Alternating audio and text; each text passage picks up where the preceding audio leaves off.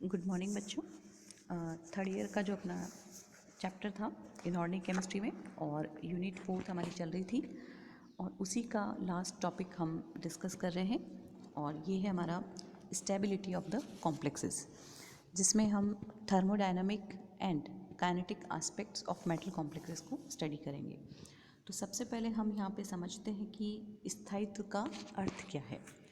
तो स्थायित्व शब्द को हम नॉर्मल लैंग्वेज में समझें तो हम कह सकते हैं कि कोई कंपाउंड फॉर्म हो रहा है, बन रहा है और उपयुक्त परिस्थितियों में काफ़ी लंबे समय तक हम उसको स्टोर कर सकते हैं। ये तो ही एक सिंपल सी स्टेबिलिटी की डेफिनेशन। लेकिन अगर हम संकुल यौगिक के रेफरेंस में बात करें तो हम यहाँ पर कहेंगे कि ये जो हमने अभी परिभाषा दी है कि हम लंबे समय तक उसको स्टोर कर सकते हैं, वो जनरलाइज्ड नहीं होगी। उसका कारण ये है कि जब कोई एक अभिकर्मक से अभिक्रिया नहीं कर रहा है कोई संकुल यौगिक, तो ज़रूरी नहीं है कि वो किसी और दूसरे रिएजेंट से नहीं करेगा रिएक्शन, वो उससे अभिक्रिया करके अपघटित भी हो सकता है।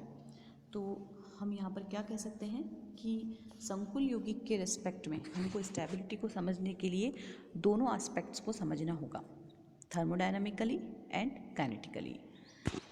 The statement that a complex is stable is rather loose and misleading very often.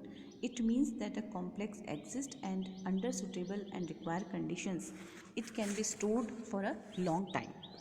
But this can't be generalized to all complexes. तो यहाँ पर जैसा कि अभी मैंने आपको कहा ऊष्मागतिकी विस्थायित्व के बारे में, तो ये क्या चीज़ है? ऊष्मागतिकी स्थायित्व साम्यावस्था में किसी भी संकुल यौगिक के निर्माण या रूपांतरण की सीमा को बताता है। Measure of the extent to which the complex will be formed or will be transformed into another species when the system has reached equilibrium। तो ये हम ऊष्मागतिकी स्थायित्व की बात करते हैं। दूसरी ओर गतिज स्थायित्व या काइनेटिक स्टेबिलिटी को हम समझें तो जब आपने पहले भी काइनेटिक के बारे में पढ़ा होगा, सेकेंड ईयर में भी प्रैक्टिकल हम करते हैं काइनेटिक्स का। जनरली काइनेटिक्स को हम किससे देखते हैं? जोड़ करके।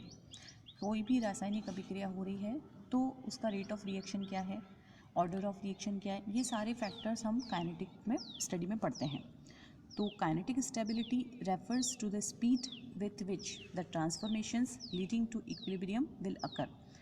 Under this, the rates of substitution, racemization and their mechanism. अभिक्रिया का प्रतिस्थापन, उसमें रैसेमीकरण, क्रियाविधि किस प्रकार की है, उन सारी बातों को हम इसमें डिस्कस करते हैं।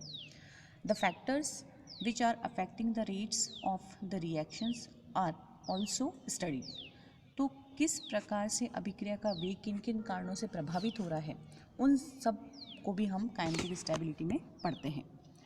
अब यहाँ एक थोड़ा सा पीछे मैं आपको लेके जा रही हूँ, जो मैंने स्टार्ट किया था CFT VBT थ्योरीज पढ़ाने के लिए। तो कुछ टर्मिनोलॉजी से आपको मैंने अवेयर करवाया था। Labile and inert complex, VBT में भी मैंने आपको बताया था कि संकुल यौगिक को दो हम उसमें डिवाइड करते हैं कैटेगरी में। एक तो हम कहते हैं अक्रिय संकुल और दूसरा हम कहते हैं लेबाइल। तो the complexes which rapidly exchange their ligands with another species are called labile. ऐसे संकुल यौगिक जो कभी भी किसी अन्य स्पीशीज़ के साथ में अपने लिगेंड्स को एक्सचेंज कर सकते हैं, उसे हम कहते हैं लेबाइल, या हम कह सकते हैं सक्रिय रूप से संकुल यौगिक। लेकिन यदि लिगेंड जो है वो नहीं कर पा रहे हैं, उनकी एक्सचेंज की रेट काफ़ी स्लो है, तो हम कहते हैं कि ये संकुल यौगिक इनर्ट होते हैं। But the reactive nature should not be confused with stability. यहाँ एक बात आपको ध्यान रखनी है कि यदि कोई संकुल यौगिक इनर्ट है, ठीक है, अक्रिय है, तो उसका अर्थ ये नहीं कि वो स्थायित्व को ग्रहण नहीं करेगा या वो स्टेबल नहीं होगा। ये बिल्कुल पॉसिबल है कि एक लेबाइल संकुल यौगिक भी अस्थायित्व को ग्रहण कर सकता है, ये वो अनस्टेबल हो सकता है। हम स्टेबिलिटी कांस्टेंट या फॉर्मेशन कांस्टेंट को समझने के लिए बेजरम जो साइंटिस्ट हैं उनका हम यहाँ पे कंसिडर कर रहे हैं। According to Bjerrum, formation of a complex is in aqueous solution proceeds through a stepwise fashion with corresponding equilibrium constant. Lower class में 12th में आप सबने पढ़ा होगा कि जब कभी भी कोई भी क्रियाकारक आपस में क्रिया करते हैं, दो क्रियाकारक अणु और प्रोडक्ट बनाते हैं, तो जब साम्यवस्था प्राप्त हो रही है तो हमको उसका जो कांस्टेंट देना है, रेट कांस्टेंट, वो हम कैसे देंगे? K1 इज इक्वल टू, अगर हम एक ही उसमें अभिक्रिया के पद की बात कर रहे हैं तो ये कैसे बनेगा? प्रोडक्ट का जो हमारे पास आ रहा है उसके अपॉन करेंगे रिएक्टेंट के, जो भी हम अगर एक है तो एक और दो अणु ले रहे हैं तो दोनों का गुणनफल करके उसको डिवाइड करते हैं, और ये जो रेशियो रहता है ये उसका कहलाता है इक्विलिब्रियम कांस्टेंट। जैसे आपको स्क्रीन पे दिखेगा इसमें M प्लस L, M किसको डिनोट कर रहा है? यहाँ पर धातु आयन को, और L हमको डिनोट कर रहे हैं लिगेंड्स को। तो जब दोनों आपस में मिल रहे हैं, एक धातु आयन और लिगेंड, तो ये संकुल यौगिक बना रहा है M इंटू L। इस पूरी रिएक्शन जो हो रही है इसके लिए इक्विलिब्रियम कांस्टेंट, साम्यावस्था स्थिरांक K1, उसको हम कहते हैं प्रोडक्ट क्या बना? M into L, that is ML, और डिवाइडेड बाय रिएक्टेंट का गुणनफल M और L जो हमने लिए हैं यहाँ पर। इसी प्रकार से हम यहाँ पर कह रहे हैं स्टेप वाइज, यानी हम एक एक इसमें जोड़ते चले जाएं इस संकुल यौगिक में लिगेंड को सब्सिक्वेंटली, तो ये बनेगा ML प्लस L, एक और लिगेंड हमने ऐड कर दिया तो ये क्या बना? K2 equilibrium constant. अगेन हम और लिगेंड इसमें जोड़ते चले जाते हैं फाइनली, तो ये बनेगा MLn-1 प्लस L, और इसको हम डिनोट करते हैं Kn से। तो ये जो K1, K2, K3 so on जो हम इक्विलिब्रियम कांस्टेंट की बात कर रहे हैं ये कहलाते हैं स्टेप वाइज फॉर्मेशन कांस्टेंट। इसी का ओवरऑल स्टेबिलिटी कांस्टेंट हम कैसे निकालेंगे? सिंगल स्टेप में अगर हो तो M प्लस NL, N का मतलब number of ligands can be present, तो MLN, और बीटा यहाँ डिनोट करते हैं रिएक्टेंट अपॉन प्रोडक्ट के रेशियो को N से। स्टेबिलिटी कांस्टेंट का जो ट्रेंड्स है कुछ एग्जांपल से हम देख सकते हैं, जैसे कॉपर का है ये एक्वा के साथ, और जब अमोनिया यहाँ पे ऐड हो रहा है और एक H2O या एक्वा यहाँ पे रिलेट हो रहा है, एलिमिनेट, तो हम इसको कहते हैं लो K1 की वैल्यू, सब्सिक्वेंटली ऐड होते जाते हैं तो ये हमको इक्विलिब्रियम कांस्टेंट यहाँ पे फॉर्म पे मिल रहे हैं। Generally the step wise constant stability constant values decreases with successive replacement by the ligands. तो ये जो डाटा है ये हमको ये शो कर रहा है कि जब हम इसको रिप्लेस कर रहे हैं सक्सेसिवली तो यहाँ पर वैल्यू जो है वो डिक्रीज होती चली जा रही है। आप देखो लोग K1 कितना था? 4.22, एंड द लास्ट वन जैसे हमने रिप्लेस करते जा रहे हैं तो फाइनली K4 कितना आ रहा है? 2.18। तो इसका स्पष्टीकरण हम क्या देंगे? ये जो डाटा हमारे पास है, when more ligands are entering into the coordination sphere the number of aqua ligand decreases. This reduces the probability of substitution of aqua ligand with the new ligand.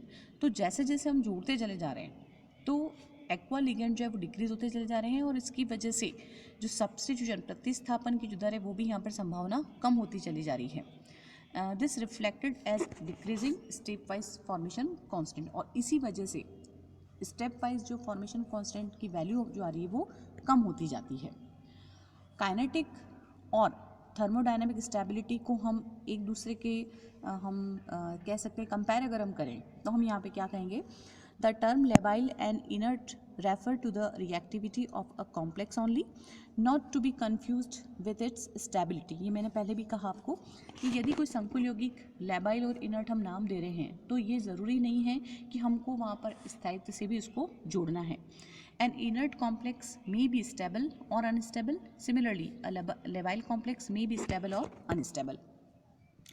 VBT के अकॉर्डिंग यदि हमें संकुल यौगिकों की लेबाइलिटी और inertness को समझना हो तो हम क्या कहेंगे कि दो प्रकार के संकुल यौगिक होते हैं, इनर यानी कि अंत कक्षक संकुल यौगिक और बाह्य कक्षक संकुल यौगिक, जो आपने पहले भी देखा था VBT के अकॉर्डिंग। D2sp3 यदि है तो हम कहते हैं आंतरिक डी कक्षकों का यहाँ पे यूज़ हम ले रहे हैं। आउटर ऑर्बिटल है तो sp3d2। ये सारा हाइपोथेटिकल कंसेप्ट है यहाँ पर।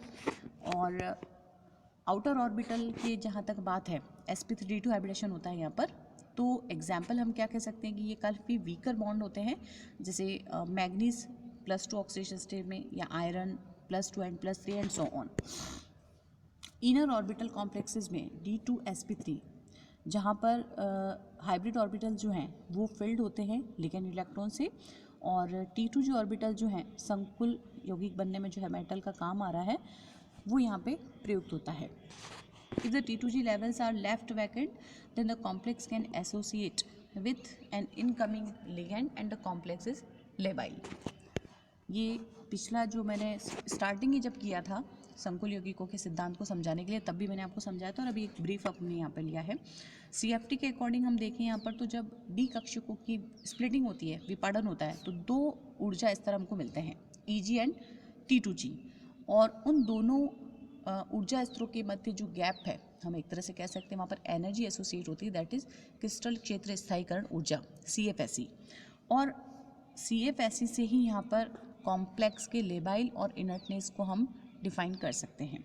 If the CFSE value increases by association और dissociation of a ligand, then the complex is labile. On the other hand, it is inert when there is a loss in CFSE value। तो ये यहाँ पे इस CFSE से clear होता है कि यदि CFSE का मान कम हो रहा है तो जो संकुल यौगिक है वो इनर्टनेस को शो करेगा।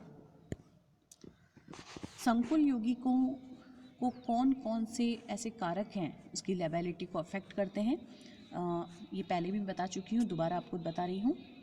जो हम संकुल आयन ले रहे हैं उस पर किस प्रकार का आवेश है। बहुत हाईली चार्ज्ड आयन है, संकुल यौगिक बन रहा है, तो वो काफ़ी धीरे यहाँ पर रिएक्टिविटी अपनी शो करेगा। यदि धातु आयन की जो त्रिज्या है वो काफ़ी छोटी है, या हम कह सकते हैं उसका साइज़ काफ़ी छोटा है धातु आयन का, तो रिएक्टिविटी उतनी ही ज़्यादा यहाँ पर कम उसके अकॉर्डिंग शो होगी। The reactivity decreases with decrease ionic radii, हम कह सकते हैं कि एक दूसरे के प्रोपोर्शनल है ये। चार्जेस टू रेडियस रेशियो, ये भी आपने पढ़ा हुआ है। If all the factors are similar, the ion with largest Z/R value reacts with the least rate. संकुल यौगिकों की ज्यामिति, चाहे वो अष्टफलकी हो, समतल वर्गाकार हो, चतुष्फलकी हो, उस पर भी यहाँ पर लेबाइलिटी का असर यहाँ पे हम देख सकते हैं। और 4 coordinated complexes are more labile, ये जो हम स्टैटिस्टिक्स पढ़ते हैं, डाटा जब इसमें एक्सपेरिमेंट से आता है उससे ही हमको पता चलता है। अब बात करते हैं संकुल यौगिकों के स्थायित्व को कौन कौन से कारक हैं जो प्रभावित करते हैं। अब संकुल यौगिक किससे मिलकर बन रहा है? दो चीज़ों से, धातु आयन से और लिगेंड से। तो इन दोनों को ही हम यहाँ पे कंसीडर करेंगे। सबसे पहले हम बात कर रहे हैं धातु आयन की कौन कौन सी प्रॉपर्टीज़ होनी चाहिए। चार्ज एंड साइज, धातु आयन पर किस प्रकार का आवेश है, कम है, ज़्यादा है, या उसका आकार किस तरीके का है। नेचुरल ऑर्डर और class A B metal, electronegativity of the metal ion. तो सबसे पहले यहाँ हम देख रहे हैं कि जनरली धातु आयन जो है यदि उच्च आवेश रख रहा है और उसका साइज़ भी काफ़ी छोटा है तो स्टेबल कॉम्प्लेक्सेस का निर्माण करेगा। A small cation with high charges attracts the ligand more closely, leading to stable complexes। ये बहुत कॉमन सी बात है, हम जब पढ़ते हैं किसी भी एस ब्लॉक के एलिमेंट्स को या डी ब्लॉक के एलिमेंट्स की प्रॉपर्टी को, जिसमें आप पढ़ते हो परमाणुवीय आकार के बारे में, किस प्रकार से हम उसकी प्रॉपर्टी चेंज होती है, तो वही कंसेप्ट यहाँ पर भी हमने लगाया है। The following table explain the facts that this ratio of the metal ion is high, then stability of the complex also high. ये देखो आप कि किस प्रकार से आयनिक रेडियस जो है वो इफेक्ट डाल रही है। सबसे पहले जैसे बेरिलियम का है यहाँ पर कॉम्प्लेक्स आयन और +2 इस पर आवेश है, और आयनिक रेड जो है इसकी वो 0.31 है, तो वैल्यू जो आ रही है वो 10⁻⁷। अब ये ऑर्डर जो है बढ़ रहा है, देखो आप इसमें आयनिक रेड जितनी कम है उतनी स्टेबिलिटी उसकी ज़्यादा है। तो ये जो डिटेल हम देखते हैं स्टैटिस्टिक्स, ये हमको इसमें हेल्प करती है समझने के लिए। इसी प्रकार से आवेश का जो प्रभाव है वो भी हम देख सकते हैं यहाँ पर। जैसे जैसे चार्ज यहाँ पर देखो आप कि +3 है तो इसमें कोई इतना फ़र्क नहीं पड़ रहा है, लेकिन वैल्यू ऑफ जो लो आ रही है वो हाई लो कर रही है, तो स्टेबिलिटी इंक्रीज होती जा रही है। Irwin William order of stability, the stabilities of the high spin complexes. High spin का मतलब क्या हुआ कि वहाँ पर अनपेयर्ड इलेक्ट्रॉन प्रेजेंट हैं काफ़ी सारे। तो मेटल और जिंक के केस में अभी हम देखें तो with a common ligand is usually जो ऑर्डर है वो किस तरीके से होगा, मैग्नीज +2, इससे ज़्यादा होगा आयरन का, कोबाल्ट का, निकल का एंड कॉपर का, और कॉपर और जिंक ऑलमोस्ट सेम है। This is attributed to the CFSE value of the complexes and called natural order of stability. Crystal field stabilisation energy जो अभी मैंने बात की CFSE, इसको भी हम इसमें देखते हैं किस प्रकार से प्रभाव डालता है। तो एक यहाँ पर दिखेगा आपको हम्प्ड कर्व, डबल हम्प्ड, जहाँ Ni+2 के केस में भी हम देख रहे हैं CFSE as a function of number of d electrons के ऊपर भी यहाँ पे डिपेंड करता है। तो बच्चों ये अपने बात करी कौन कौन से कारक हैं जो संकुल के स्थायित्व को प्रभावित करते हैं। इसका नेक्स्ट हम बाद में देखते हैं।